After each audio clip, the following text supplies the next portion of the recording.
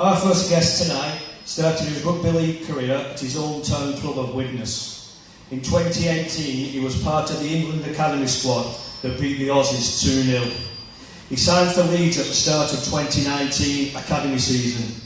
He made his league debut in September 2020 versus Catalan Dragons, before he announced in June of 2023 that he had joined Wigan Warriors for the 2024 season.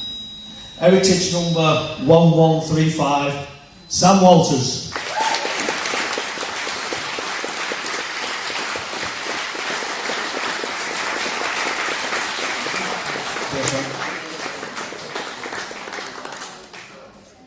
Our second guest is also a Widnes-born lad.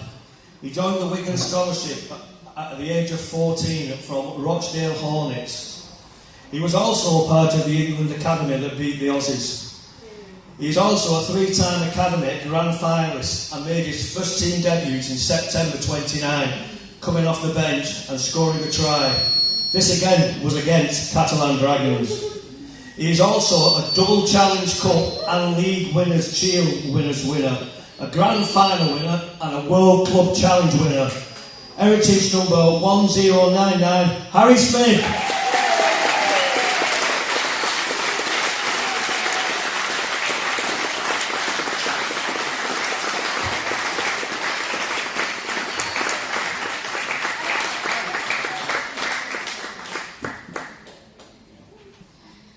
Good evening, everyone. Good evening. So, before we start, obviously, we were expecting a bit of a different lineup tonight. So, first of all, I just want to say a huge thank you to both the lads for stepping in at the last minute.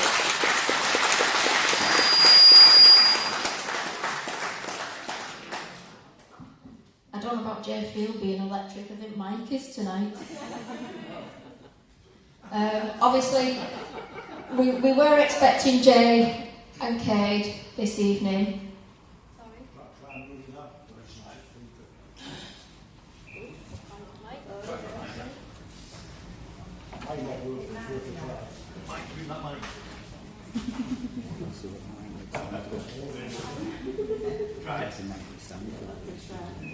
Hello, is that any better?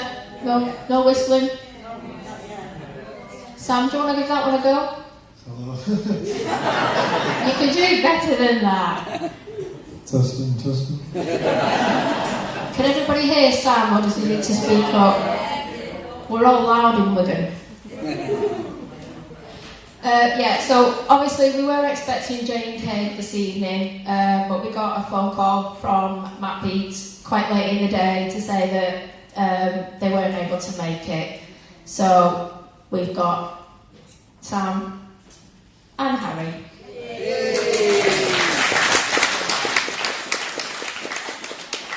It's all going spectacularly wrong. At least we've got two microphones. But obviously, preparation-wise, I've literally cobbled the questions together in half an hour, and I have to say thank you to Gary, who helped me with a little quizzes as well. So we'll crack on, bear with us, and we'll see how we go. So, good evening, gents. Good evening. Thank you very much for coming. Right, so we're just going to start off looking back to the Challenge Cup. Obviously, Sam, you didn't play, you were 18th man, is that right? Yeah. But obviously, you were still very much part of the squad. What was your cup final day like? Yeah, obviously it's probably a little bit different to Harry's. More just playing that sort of motivator role for the team, just making sure all the boys were on the prep and stuff like that. And I got to take the day in a little bit differently, as I would if I was playing. So I got to see Wembley for the first time of what it is on a game day, and really take in the atmosphere. I think when you're playing in big games, sometimes these sort of pass you by because everything's happening so fast. But I really took it in, and it was almost like a fan from the sideline. Really. So obviously, because you weren't directly involved, did the club make it special for you? Did they do anything just to make sure that you felt part of it? I still got a shirt presentation and stuff like that, and obviously I still have my peg in the locker room with like we have pictures of our families and stuff like that. So that was obviously a big moment for me still. But yeah, it's just got to give me that motivation to next time in one of them games make sure I'm in the 17 really. So Harry, going on to you. Yeah, it was good. I think, like Sam said, probably different emotional wise, like with the nerves, etc. Playing at Wembley for the first time and doing it for my family. But yeah, a great experience and a great win against the Dirty Wire.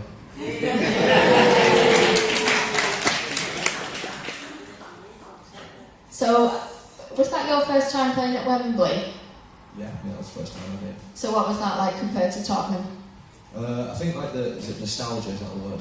Around it was good, but I feel I did enjoy the Tottenham Stadium. I thought that's one of the best stadiums I've ever played at, but the history, etc. Of playing at Wembley, it can't be beaten, I don't think.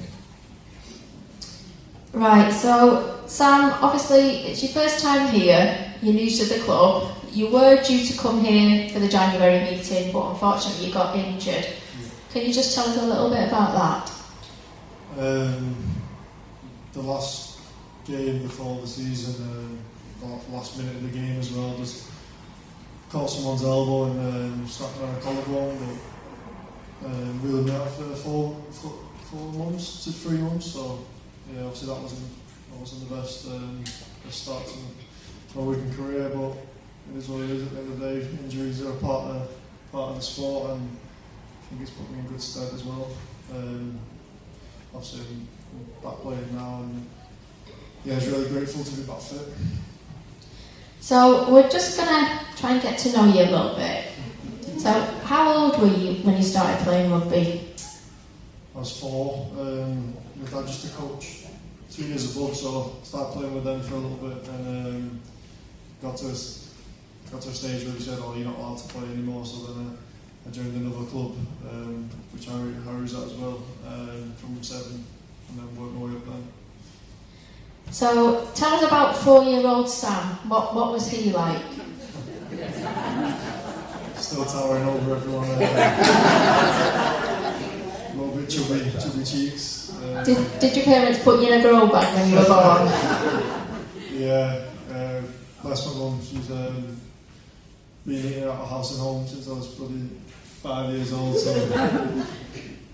But yeah, just really excited, wanting to get my hands on the ball, and probably a bit nervous at first as well. It can be a daunting sport.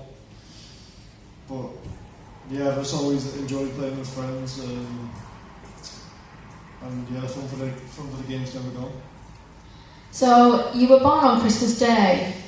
Yeah. In 2000. So you were a millennium type baby, just before the millennium.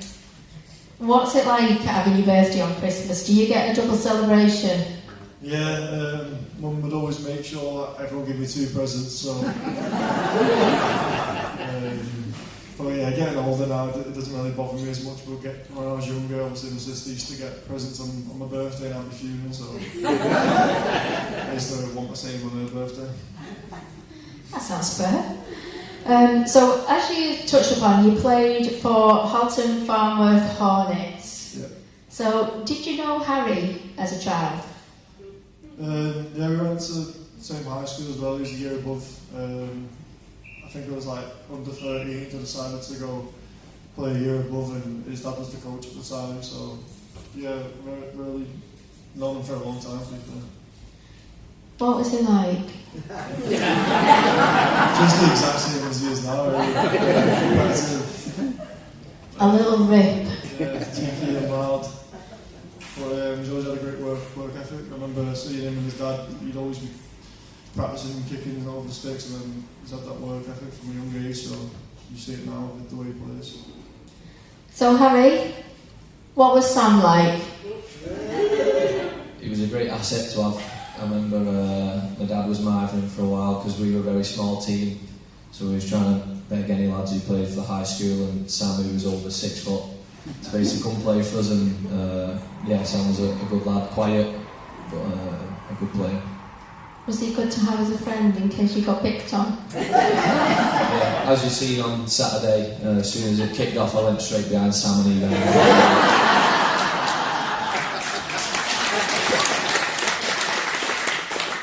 So, coming to you, Sam. You signed for Widnes Scholarship. Were you a Widnes fan? Yeah, I was. Used to go all the games, Northern Rail Cup finals and stuff like that. Probably never thought I would play for Widnes. But yeah, he had a good pathway there, and obviously went to it was town team. Harry played in that as well. That was probably the first time that I went to town teams. Like you get the young lads in and you play a couple of games and that, but you get to wear the kit, you get to train in the stadium, and it's probably the first taste you ever get of what it's like. And then from then, obviously progressing into the scholarship and then academy, and then finally getting first team. So then you went off to Leeds. How did that come about? Yeah, so Widnes were in a pretty tough spot with administration. So essentially, you get sold to the highest bidder. So a couple of clubs come in, but I chose Leeds because it was the furthest away from home, and I wanted to. Wigan didn't win at the time either, so. But I made it, so that's what it was. So you made your debut for Leeds against Catalan in 2020 during COVID. Was that in an empty stadium? What was that like? Yeah, it was probably the moment I've been dreaming for my whole life, and then it's in front of no one. But yeah, it was a good experience. There was a few young lads in the team, and we ran them close, but they beat us to be fair. But it was a good experience that year. It was a weird experience, but obviously getting some first team games in my belt has put me in good stead for the years like that. So you played in the 2022 Grand Final against Saints. What can you tell us about that? We were before the run, we were getting beat by Cass, and then we were going to be out of the playoff contentions, and then managed to pull that game around, and then we sort of had a little bit of momentum, then beat Catalan, and then come here and unfortunately beat Wigan. Got to the final, and yeah, it was a buzz, but it all happened so fast. You know what I mean? I probably didn't, as I said with that Wembley situation, I probably just didn't take it in as much as I should have. I just thought it was just another game, and yeah, when we get there this year and hopefully I play, I'm going to take it in a lot more. Definitely when, not if. So, obviously you moved to Wigan. How did that come about? Tell us about obviously being approached and then signing and. Yeah, so I said I wanted to go into my last year of the contract, so I did, and then obviously I was free to talk to other clubs, and I met Matty at it was like a park in Leeds at the time, and it was like he didn't want anyone to see us together. And we got to this park, and I think there was a Saturday run on or something, and the park was packed, and we were hidden away in the corner just chatting, and sort of put his intentions of what he wanted from me as a player, and I couldn't really see myself going anywhere else. Yeah, I was just really excited to come to the club. Obviously, the club's building in the right direction. I think we've got really youth here as well as experience, and just the way it's run from the outset, I just wanted to be a part of that. So, obviously you knew Harry. You also knew some of the Wigan team prior to signing, having played with Harry, Joe Shorrocks, Ethan Havard for England against Australia in the 2-0 Test Series win. What can you remember about that? Yeah, that was a good experience as well. I think we were all still academy lads then, so it's just playing. It's just fun, you know what I mean? There's not that much pressure on you, but yeah, we had a good team. I think everyone from that team now is playing Super League or in a higher level NRL. But the team we were against, they were also very good players as well. So I think to get to that 2-0 win there is obviously put good stead in our youth. So. What are your memories after that one, Harry?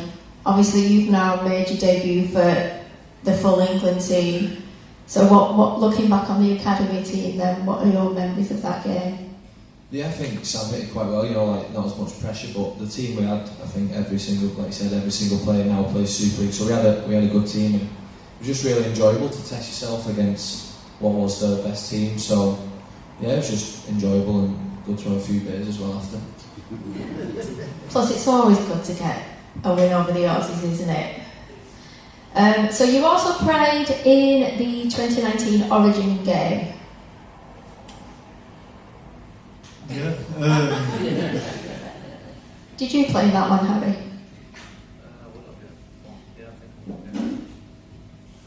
Do you want me to explain? Yeah, go on. Yeah. Tell us about that one. It was like a new concept, really. I think it's took off a little bit now. Lancashire versus Yorkshire. I mean, me and Harry classed as Cheshire, I think, with this, but yeah, obviously it's still nice to Are you get. trying to be posh? With this is powerful, posh, but yeah. You're not posh, Harry. Yeah, but it was good to get. We got a win there as well, so nice to get one over the Yorkshire lads. When you were playing for Leeds, what was it like facing Wigan as an opponent? Always going to be a tough game. You know what you're in for. Just a grind team, really. You're never going to go away, so you're going to be at you have to at your best to get a good result. So, especially at the DW as well. It's one of the toughest places to come. You'll be playing against them, the fans on your back as well. So just happy I'm here now. I'm playing with you. Did you ever get sledged by Harry? He loves a good sledge. Not that I can remember now, but I've heard him give a few people already. It's probably because you were 6'7". What are your targets for the remainder of the year? Have you set yourself any goals? No, I haven't. Not for the rest of the year. Maybe at the start of the year I did, but they all got knocked on the head with injury. But I think it's just to build on my performances. Game time's probably limited for me at the moment with my role in the team, but just doing what I can and put my best foot forward when I do play. Whether that's coming on for 10 minutes or getting the start, it's just playing my best rugby and what the team needs, as well as showcasing some of my skills as well. So you made your debut for Wigan versus Hull KR in the semi-final, is that right? Yeah. What can you tell us about that? What made that day special for you? It was in Doncaster, new stadium. My family was there. I had to wait 60 minutes to get on, but when I did, I enjoyed the game. I enjoyed the beer after it as well on the bus back. It was good. Yeah, it's just good to finally play after so long out. Obviously, when you come to a new place, the way you get the respect of your teammates, or the way you get close to your teammates, is by playing. So when you're not playing, you're just training on your own. It can be a bit lonely place sometimes, but yeah, I was just happy to get that debut. What's it like when you're actually sat on the bench waiting to go on and you're watching the game? Do you get nervous, or are you just raring to get on there and rip in? Yeah, I wouldn't say you're nervous. You just want to play. Obviously, you have to keep warm, so you run up and down the sideline non-stop. But apart from that, you're just watching the game and how it's unfolded and what needs to be done for you when you come on. So obviously you had that time at Leeds. Obviously we know that Rob Burrow sadly passed away. Being part of the Leeds setup, how well did you know him? Yeah, he was when I signed a first team contract, but I had to go and play academy for a year, and he was my academy coach the first year. Just a really good fella, really down to earth. Someone who's won it all. You wouldn't think he'd be like that with the young lads, you know what I mean? I think he was destined to be like an academy coach, and probably go into a head coach role, but he was just really laid back and just a fun person to be around. Always made training fun. We had quite like a nasty side to him as well. You can see why he competed at the highest levels and as tough as he was. I think whole of rugby league misses him, don't they? Just a really good fella. Yeah. So Harry, I'm going to come to you. Speaking of little halfbacks with a nasty side, has Matt Pete sent you straight here from the naughty step? Yes and no, really. Well, last time you were here, we discussed you tipping some poor cast fella on his head. And now you're back after giving John Bentley a bit of a tickle with your forearm. Must be my fault, I think. It's what, sorry? It must be your fault, I think. Yes. I mean, let's face it, we've all wanted to give John Bentley a bit of a... haven't we? So, are you now known as the bad boy in the team? Yeah, I got quite a lot of stick today. But no, I had to say my apologies to the team. Sort of letting them down, if you could say, but I took it well, I think. So, what can you tell us about the incident? I don't know. Did the red mist just come down? Oh, because to be fair, I didn't think it looked that malicious, if I'm being honest. Yeah, I was frustrated with obviously the game. Obviously it was tough. We were in a bad position and frustrated with some of the stuff that went on in the game. And then Bentley did a few antics that got missed by the ref, and then tried to put a big hit on him. And I have tried to drill him, if you could say, but don't hit him in the head, and I've ended up hitting him in the head. So it's my own fault really. I shouldn't have tried to drill him basically. Should have missed, yeah. So, what obviously once you got the red card and you went down the tunnel, do you go into the changing rooms then? You sit in the changing rooms, you got to do that, or are you allowed to watch the match?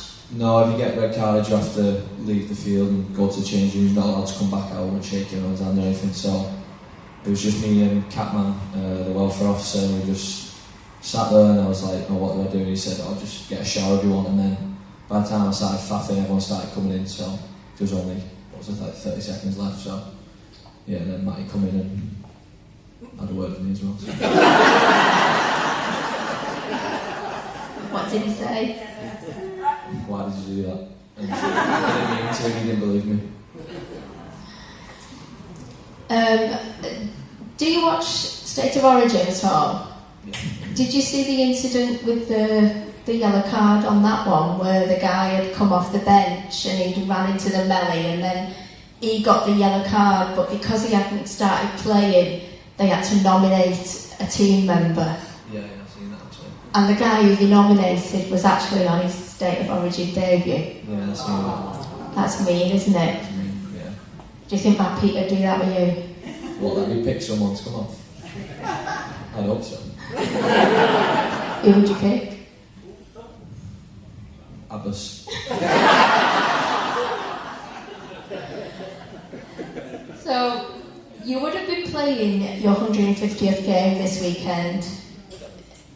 I've been led to believe that you would have. Obviously, you're not going to do that now. What game are you back for? Hull KR at home. So you're going to be playing your 150th game against Hull KR. Are you looking forward to that? Yeah, 100%. I'm not obviously experienced yet, but it's not nice. I've missed the London game twice. It's hard. I don't like watching the game. You know, when you feel you can have control. Usually that's my job. So I think it's going to be tough for the next 3 weeks. But I think the lads can still go out there and definitely do a job. And I think it starts this week with the big game against Saints. They're always going to be good games because of the derby and the hatred, as you say. So you're a massive Evertonian, and you recently got hospitality at Goodison because of the Devanti Tyres sponsorship connection. What was that like? The experience really good. The game was poo because it finished 0-0. So that was annoying. But the actual experience of being in the box and speaking to some apparently important people, I didn't know who they was, but apparently. Yeah, and we were really close to the bench as well, so you could obviously hear the coaches shouting and trying to listen to what they try to say on a tactical point of view, but yeah, I didn't really have a clue what was going on, so I enjoyed it. That's the main thing. So, kicking duties. Do you feel less pressure now that Adam Kieran has took on those duties from you? Yeah, it is nice to be fair sometimes, especially when sometimes in training you're not kicking very well and you know Adam's striking him, so it makes it easier for both of us and that bit of competition as well to go harder as well. Who decides who's going to kick in each game? Does it just like based on form leading up to the game who's kicking the most? So at the start of the year Matty said I was kicking, and then after a few games he changed it to Adam, and then for some reason in them first few games Adam said he was hurt, so he asked me to kick, so that's what confused people. And then Yeah, and then so when Adam was fully fit, I just said, "Oh, you keep it because Matty obviously give you." So it's just one of them. So, last time you were here, after you left our meeting, you announced on your Instagram that you were going to be a dad. So, I can't deny we were a bit disappointed that we didn't get first scoop. But congratulations, and how excited are you for that? I am very excited, obviously. Definitely more nervous though. I don't think I have a clue what I'm doing. Yeah, that was actually my missus' fault about not telling me. She wanted to announce it first, so I'll blame her. That's fair enough. So when's baby due? 7th of September, but we've done really well because my missus was actually born 28 weeks, so she was really premature, so we didn't expect to make it this far, so I've said from the start we'll make it to September, so they're oldest in the year. Oh, that's fantastic. Right, so we're just going to look back. Just bear with me while I shuffle my papers. Right, we're just going to look back very briefly. I don't want to dwell too much, obviously, because we've had a couple of losses. But obviously we did 3 games in 9 days, and we're missing key players like Bevan, Brad O'Neill, Willie Isa, and then obviously Jay wasn't there for the league game. So how tough was it playing Tuesday, Thursday and Saturday? Yeah, it was very tough. It was a big challenge, a big ask. We spoke about that today, about how big of a challenge it was, and we were quite disappointed because we thought we could do it in the end, but we just sort of ran out of steam in that Leeds game.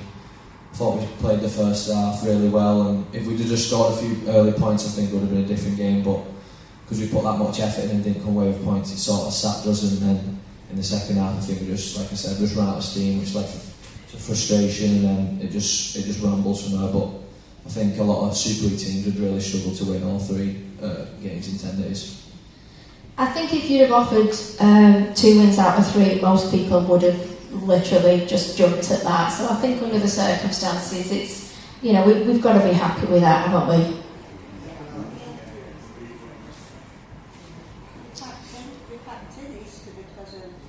Exactly, yeah. Yeah, it's been a tough ask for everybody. And also, don't forget, we've played more games than every other team as well because of the World Cup Challenge and obviously the Challenge Cup final. Right, so, can you describe each other?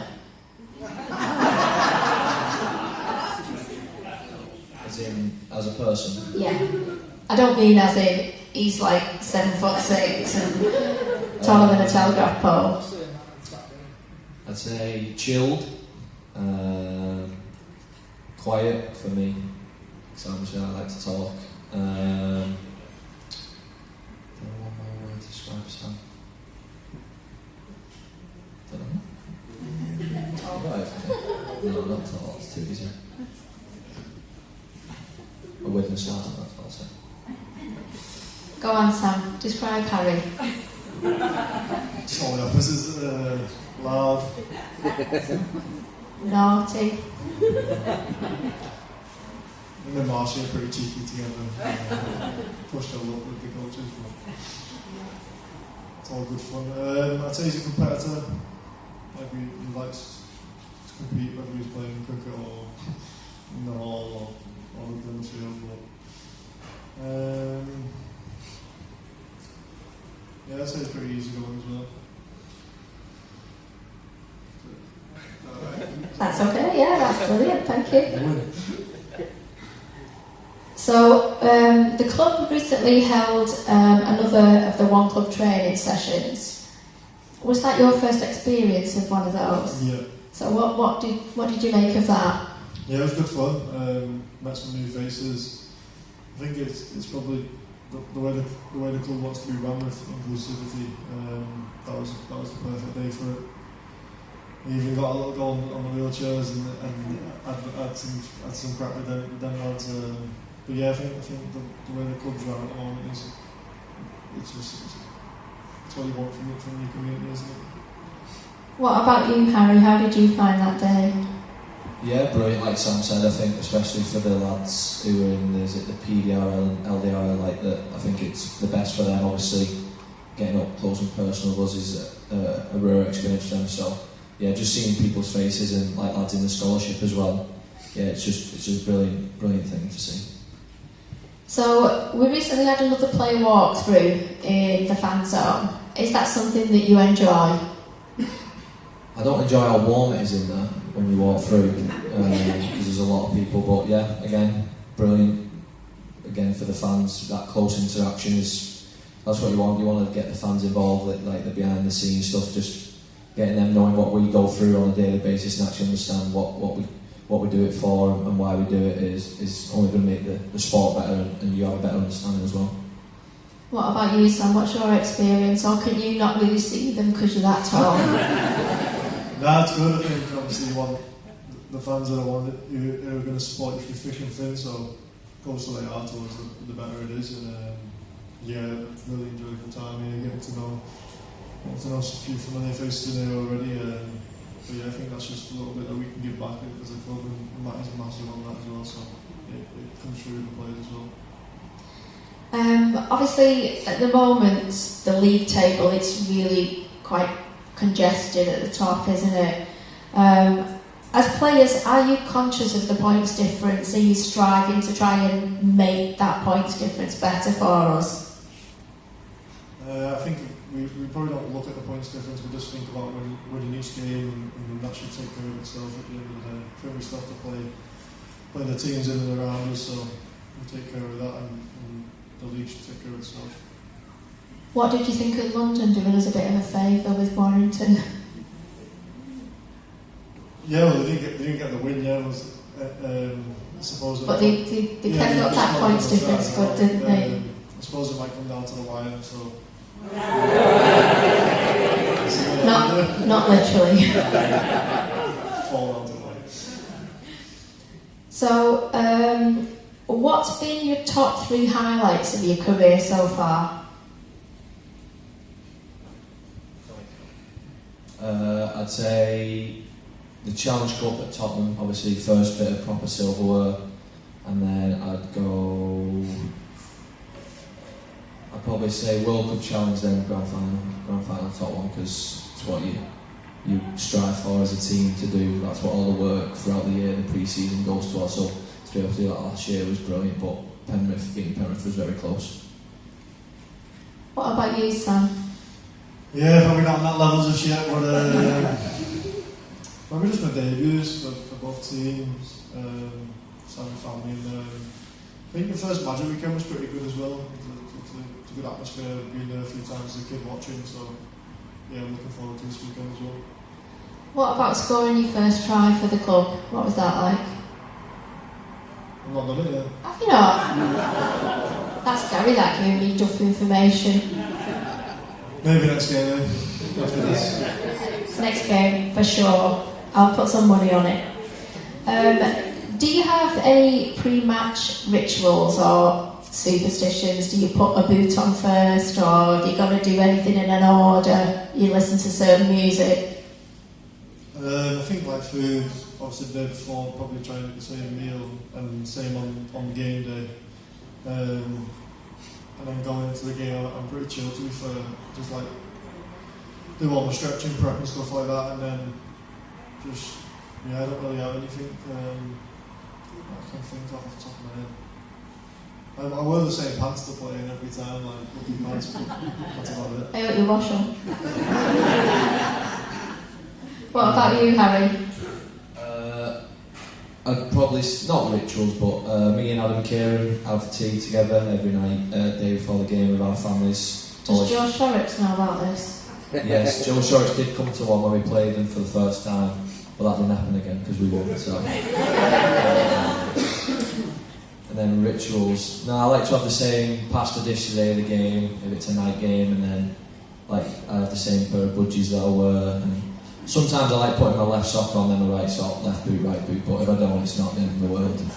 And then just like to do the quiz on home games with Marcia. That's quite fun, just a bit of light-hearted stuff to take your mind away from the game and the nerves and that. How do you chill out after a game? Because I don't know about anyone here, but when I get home from the game, it takes me ages to just switch off. You just you're just buzzing, aren't you? So obviously, for you as players, it must be even worse to try and get to sleep. Yeah, it's weird. My first few years I was a terrible sleeper. I won't go to bed till about 2, 3 in the morning, but this last year I've been quite good. Don't know why. Sometimes as soon as I hit the pillow I fall asleep. But sometimes if you have a good win up here, like a beer, sort of helps knock you out, I think. That's what I'm thinking. What about you, Sam? How do you relax? Usually just make a good bit of food and then just chill in front of the TV, because I know that I have so much caffeine before a game to get myself like hyped up ready. But I know I won't be sleeping until like 3, 4 in the morning, which is a bit of a pain when we've got recovery at 8. But yeah, it is what it is. I've sort of become accustomed to it now, and yeah, I enjoy them evenings on my own, just winding down after this, which is like when you're like in the lights and that, you don't realise how much it actually puts on you. Yeah, it's just good to chill out. Is there competition within the team to set the highest targets? Like if you're doing any of the tests or bench press or anything like that, is the competition for someone to push it that bit further and be the best? Yeah, especially like the big boys, the forwards, like to do that at the gym. Myself, I try and stay out of the way of that stuff. There's aspects to that in every bit of training. Obviously, we do small-sided games. You can tell the lads who really want to win, like myself, and then lads who are chilled. And then when it comes to games, like Bevan, he's not bothered in training, but then when it comes to a game, he's like a different person. So yeah, I'd probably say the big boys like Liam Byrne, Sam, Ethan. Yeah, there's a few big lads in our team who are up there in the gym and love it. Give us your take on that, Sam. What was the question again? Sorry. Is the competition to set the highest targets? Was that a fly put in your head? Yeah, it was. They do. No, but pre-season obviously is the time where we go off the targets. I think it's good to have that competitive edge, because obviously you're not playing games, just getting them little wins. But so like day one we come in and do the bleep test, and yeah, you see some lads hold back a bit because we've got to do the test in another 4 weeks, so because you have to beat your score. But yeah, it's good to have that competition in the team. What's your views on the video ref? Do you think they should scrap the on-field decision if they're going up to the video? Everything now gets done anyway, so then when the ref misses something, it comes in straight away. I think they also need to bring captain's charge in as well, like they have in NRL. If too much gets missed, and when you ask the ref to review something, it never happens. But yeah. What do you think about the video ref situation, Harry? Yeah, I agree with Sam. The speed of it is definitely needs to improve. And like you say, with that try, no try, especially with them held up ones, I think it's a bit rubbish, because if you can't see, I feel it should just be given as benefit of the doubt to the attacker, in my opinion, because obviously it's so hard to score. So yeah, just more the speed for me. Like Sam said, there's someone there watching most decisions, most try scoring opportunities, and then the refs can just go to them, and within 10 seconds the decision's made. It's a lot better for the game, because like even with my sending off, how long was we stood around for waiting for a decision? It's just frustrates everyone, really.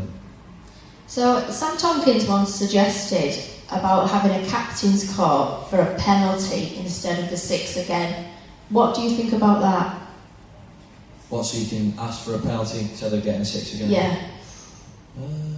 Because obviously if you get the 6 again on the first tackle, you're not really benefiting, are you?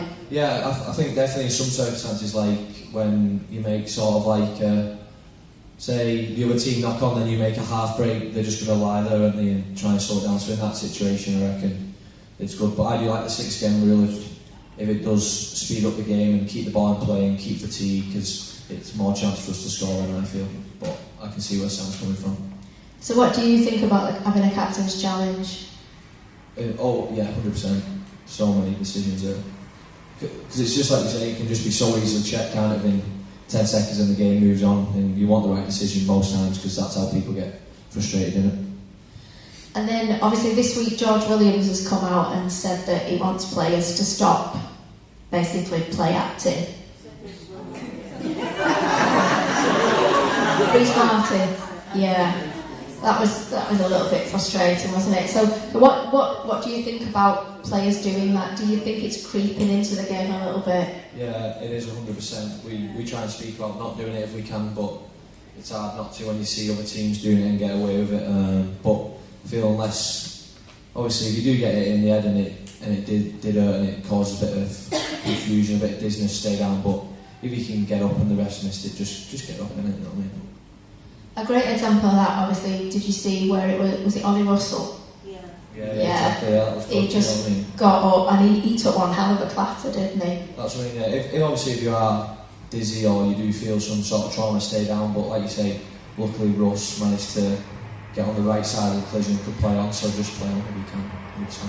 They make them tough in Wigan, don't they? So we're just going to look forward. Obviously, we now know we've lost you for 3 games, so we're going to be doing it tough. Up next is Saints at Magic, followed by Hull at home and Catalans away. What can we expect from each game, and who do you pinpoint as the danger men in each of those teams? Obviously, Saints is going to be a massive game. I think they're struggling a little bit with injuries in key positions, but I think there'll still be a physical battle. I think Holmes is back and Parsi as well, so they're going to bring it for them. Going on to Hull, obviously we had a tough day out not too long ago there, so we're going to be all in to put one on them. Key people in their team, they play a bit of a weird round of rugby, very expansive and offload against us, so I feel like it's just as a whole team we need to be connected with them.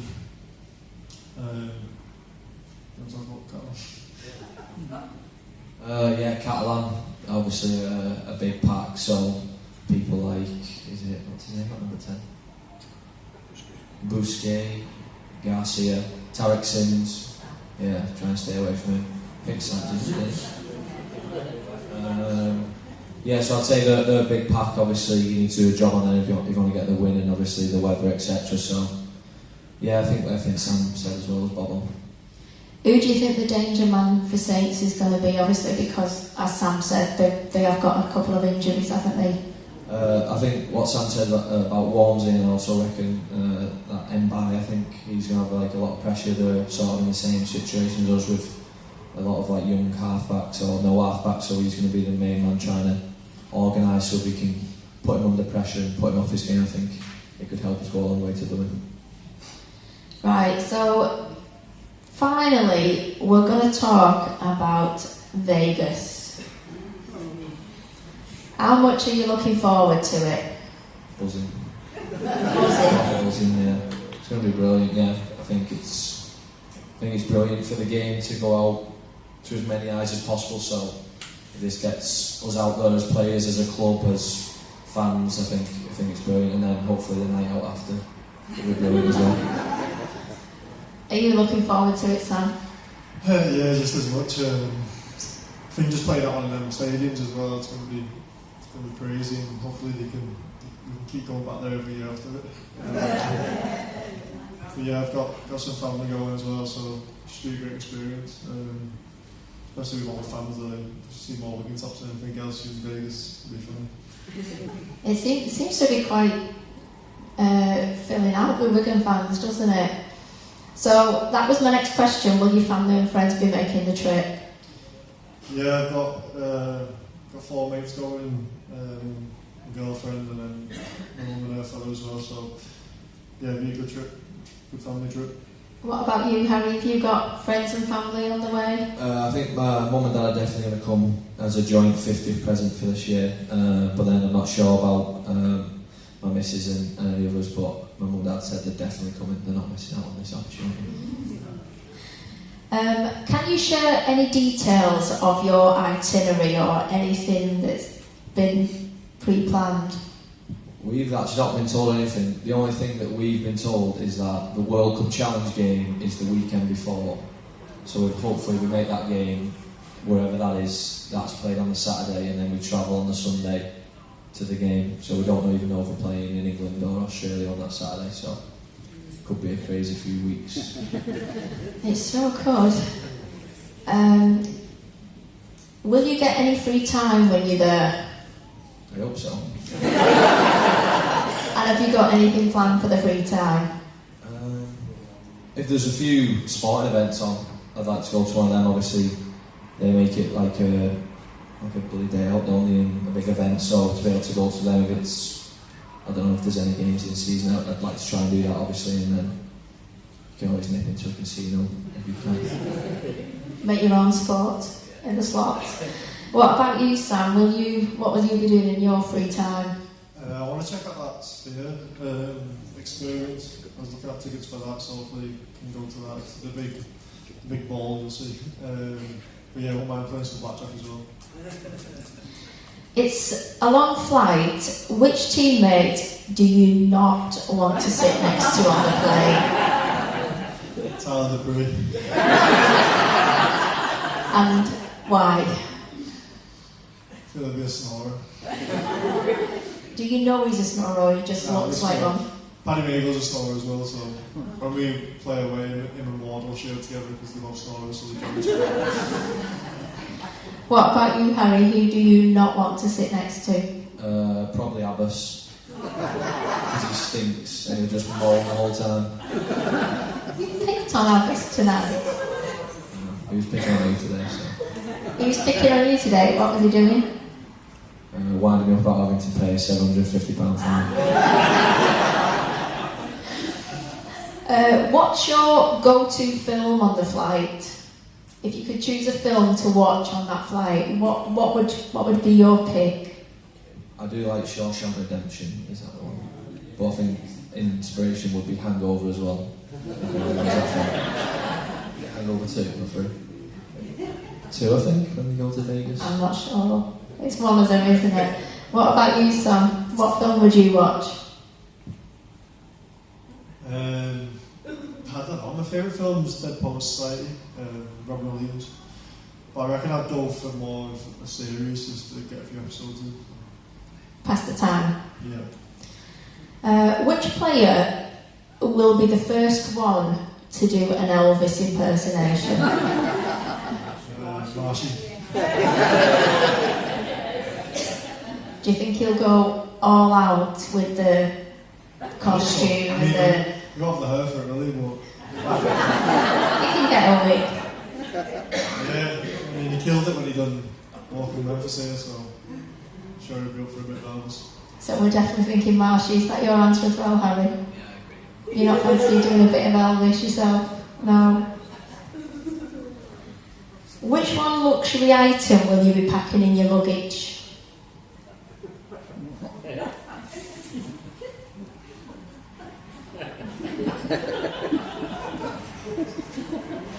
A toothbrush.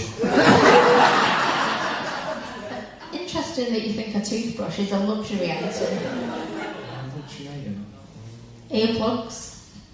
Yeah, maybe like headphones, so you can watch the film without anyone listening, or a bit of music, I'd probably say, but I like talking to everyone actually, so I'll probably try and keep everyone up to the film.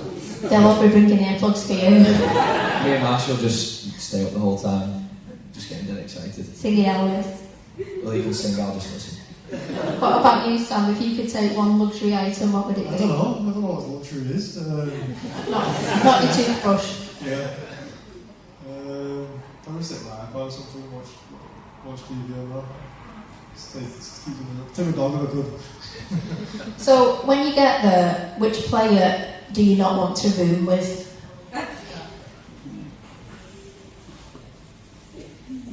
Jack Farland. Tell us why. He's from Lee, isn't he? He's from Lee, and that's why. What about you, Harry? Either Abbas or... Just wait till Abbas comes back here. Probably Jake Wardle as well. I've heard him snore and he can snore and I hate snores. Right, okay, well that's all the questions. So, we're just going to finish on a little quiz, as we do. So, obviously, we have threw it together very quickly. So, you're both Witness lads, and you were both Witness fans. So we're going to do a little question to see how much you know about Witness. So we'll start with you, Harry. Question number 1. What year did Wigan last play Widnes in the Challenge Cup final? Who won? Wigan. Did they win? Was it early 90s? I'm going to say 92? Ooh, close. It was 93. And Wigan won 20 points to 14. So it's close. Well, Widnes were a bit better back in that day. Question number 2. Just me. Is still you. Last time Wigan played Widnes in the Super League was 27th of April 2018. What was the score?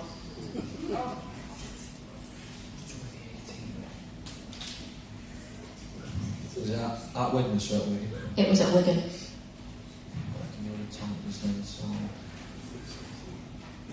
32-14 to Wigan.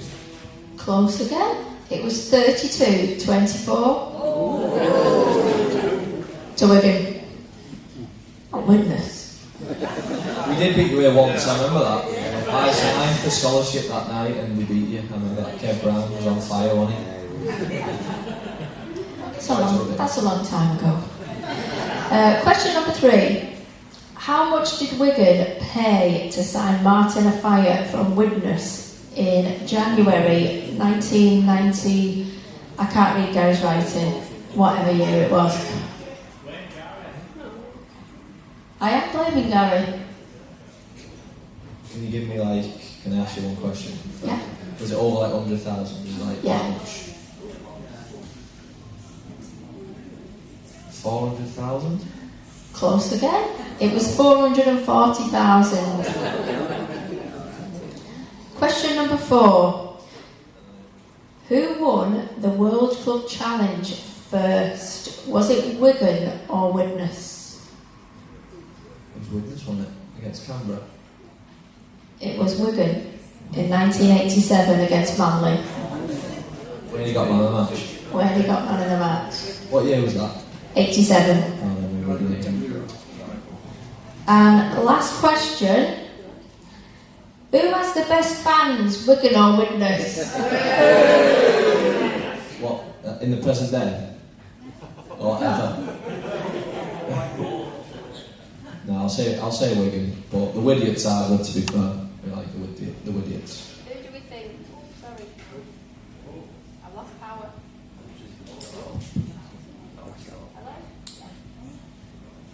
Who are we all saying in here? Wigan or Widnes? Wigan! I think that's unanimous. Right, Sam, we're going to have to pass this between us. So, question number 1. No, yours is not about Widnes. Yours is about Sam's. We ran out of questions about Widnes. So yours is about Sam's.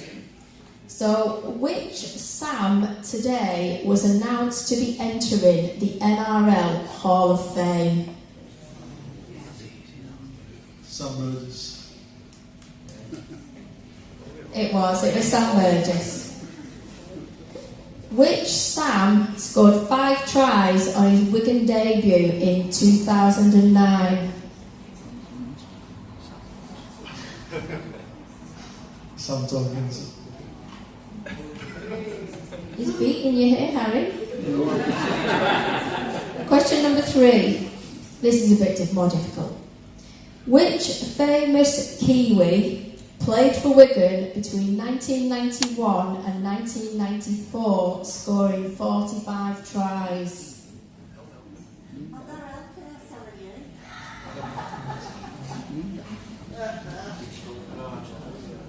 I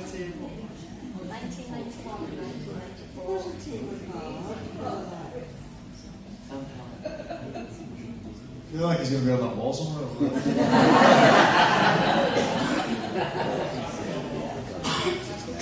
I don't know. I feel like I should know. His name was Sam. It was Sam Panaper. Question number 4. you should get this one. This was tailor-made for you. Which Sam currently wears the number 10 shirt for Widnes?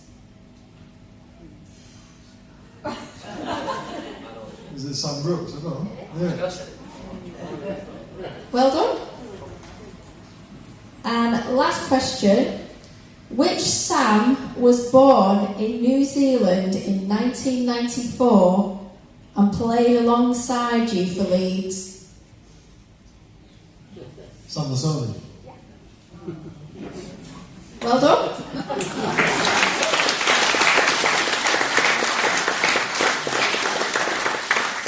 Right, so that's all the questions over with. Like I say, I do apologise for it being a bit rushed this evening due to circumstances. Thank you very much, obviously, for coming, stepping in at the last minute. We've really enjoyed having you here. We hope we'll see you again at future meetings. And if you don't mind just pulling out some winning raffle tickets for the members.